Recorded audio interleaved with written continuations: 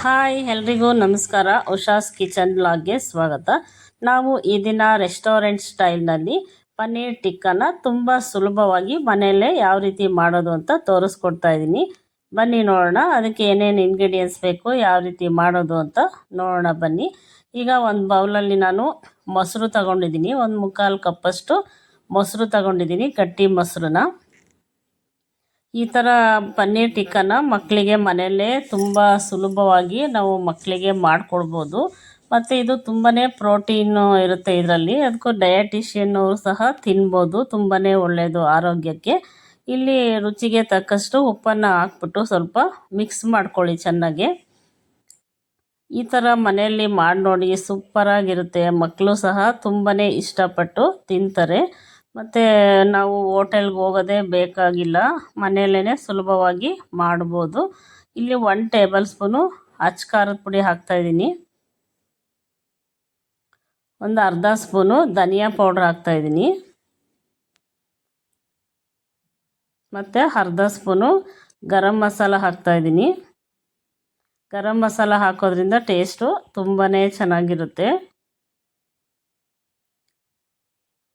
ಇವಾಗ ಸ್ವಲ್ಪ ಮ್ಯಾಗಿ ಮಸಾಲ ಹಾಕ್ತಾಯಿದ್ದೀನಿ. ಮ್ಯಾಗಿ ಮಸಾಲ ಯಾರೂ ಹಾಕಲ್ಲ, ಬಟ್ ನಾನು ಹಾಕಿದ್ದೀನಿ. ಮ್ಯಾಗಿ ಮಸಾಲ ಹಾಕೋದ್ರಿಂದ ಟೇಸ್ಟು ತುಂಬಾ ಚೆನ್ನಾಗಿರುತ್ತೆ, ಮಕ್ಕಳಿಗಂತೂ ತುಂಬ ಇಷ್ಟ ಆಗುತ್ತೆ. ಈ ಥರ ಮಾಡಿಕೊಡಿ ಮಕ್ಕಳಿಗೆ.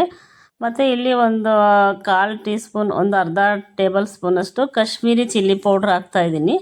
ಮತ್ತು ಒಂದು ಅರ್ಧ ಸ್ಪೂನು ಶುಂಠಿ ಬೆಳ್ಳುಳ್ಳಿ ಪೇಸ್ಟ್ ಹಾಕ್ತಾಯಿದ್ದೀನಿ.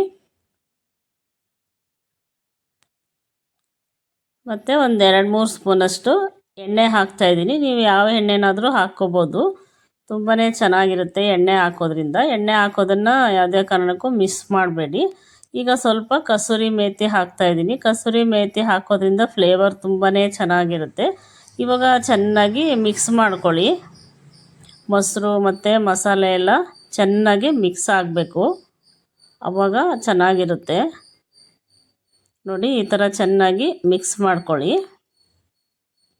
ನೋಡಿ ಇಲ್ಲಿ ನಾನು ಒಂದು 200 ಗ್ರಾಮಷ್ಟು ಪನ್ನೀರನ್ನ ತೊಗೊಂಡಿದ್ದೀನಿ. ತುಂಬ ಸಾಫ್ಟಾಗಿದೆ ಪನ್ನೀರು. ಈ ಥರ ಸಾಫ್ಟಾಗಿದ್ದರೆ ತಿನ್ನೋದಕ್ಕೆ ತುಂಬಾ ಚೆನ್ನಾಗಿರುತ್ತೆ.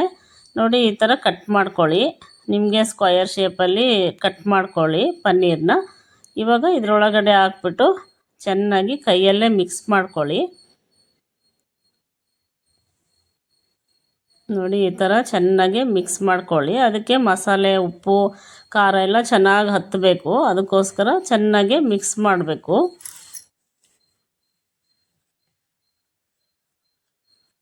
ಯಾರೆಲ್ಲ ಹೊಸಬ್ರಾಗಿದ್ದರೆ ನಮ್ಮ ಚಾನೆಲ್ನ ಸಬ್ಸ್ಕ್ರೈಬ್ ಮಾಡ್ಕೊಳ್ಳಿ, ಪ್ಲೀಸ್ ಲೈಕ್ ಮಾಡಿ, ಮತ್ತು ನಿಮ್ಮ ಫ್ರೆಂಡ್ಸ್ಗಳಿಗೆಲ್ಲ ಶೇರ್ ಮಾಡಿ.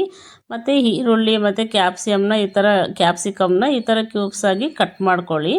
ಇದು ಹಾಕಿ ಚೆನ್ನಾಗಿ ಮಿಕ್ಸ್ ಮಾಡ್ಕೊಳ್ಳಿ. ಪನ್ನೀರ್ ಜೊತೆಗೇ ಚೆನ್ನಾಗಿ ಮಿಕ್ಸ್ ಮಾಡಬೇಕು. ಪನ್ನೀರು ಟಿಕ್ಕ ಅಂತಂದರೆ ಕ್ಯಾಪ್ಸಿಕಮ್ಮು, ಆನಿಯನ್ ಇದ್ರೇ ಅದು ಪನ್ನೀರ್ ಟಿಕ್ಕ ಅಂತ ಸೂಪರಾಗಿ ಕಾಣುತ್ತೆ ಕೂಡ, ನೋಡೋದಕ್ಕೂ ಚೆನ್ನಾಗಿ ಕಾಣುತ್ತೆ. ಅದಕ್ಕೋಸ್ಕರ ಕ್ಯಾಪ್ಸಿಕಮ್ಮು ಸಹ ಎ ಆ್ಯಂಡ್ ಇ ವಿಟಮಿನ್ ಇರುತ್ತೆ, ತುಂಬ ಒಳ್ಳೆಯದು ಆರೋಗ್ಯಕ್ಕೆ. ಸ್ವಲ್ಪ ಲೆಮನ್ ಹಾಕ್ಕೊಳ್ಳಿ, ನಿಂಬೆಹಣ್ಣು ಹಾಕ್ಕೊಳ್ಳಿ ಸ್ವಲ್ಪ.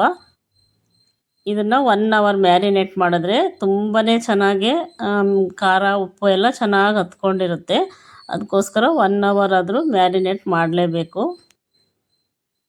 ಈ ಥರ ಕಡ್ಡಿಗಳು ನೋಡಿ ಅಂಗಡಿಗಳಲ್ಲೆಲ್ಲ ಸಿಗುತ್ತೆ, ಇಲ್ಲ ಅಂದರೆ ಆನ್ಲೈನಲ್ಲಿ ಬುಕ್ ಮಾಡಿ ಸಿಗುತ್ತೆ. ಈ ಥರ ಟೂತ್ಪಿಕ್ ಕಡ್ಡಿಗಳನ್ನ ನಾವು ಪ್ಯಾಕೆಟ್ ತಗೊಂಡು ಇಟ್ಕೊಂಡ್ರೆ ಯಾವಾಗ ಬೇಕಾದರೂ ನಾವು ಈ ಥರ ಮಾಡ್ಬೋದು. ಪನ್ನೀರ್ ಟಿಕ್ಕ, ಮಶ್ರೂಮ್ ಟಿಕ್ಕ ಎಲ್ಲ ಥರನೂ ಮಾಡ್ಬೋದು. ನೋಡಿ ಈ ಥರ ಸ್ಟಿಕ್ಗೆ ಪನ್ನೀರು ಮತ್ತು ಕ್ಯಾಪ್ಸಿಕಮ್ಮು, ಆನಿಯನ್ನು ಎಲ್ಲದನ್ನು ಈ ಥರ ಚುಚ್ಕೊಳ್ಳಿ ಸ್ಟಿಕ್ಕಿಗೆ. ತುಂಬಾ ಚೆನ್ನಾಗಿರುತ್ತೆ. ಈ ಥರ ಒಂದು ಸಲ ಟ್ರೈ ಮಾಡಿ ನೋಡಿ ಮನೇಲಿ, ಹೇಗಿತ್ತು ಅಂತ ಕಮೆಂಟ್ ಬಾಕ್ಸಲ್ಲಿ ತಿಳಿಸಿ. ಈಗ ಒಂದು ಪಾನ್ಗೆ ನಾನು ಎಣ್ಣೆ ಹಾಕ್ತಾಯಿದ್ದೀನಿ.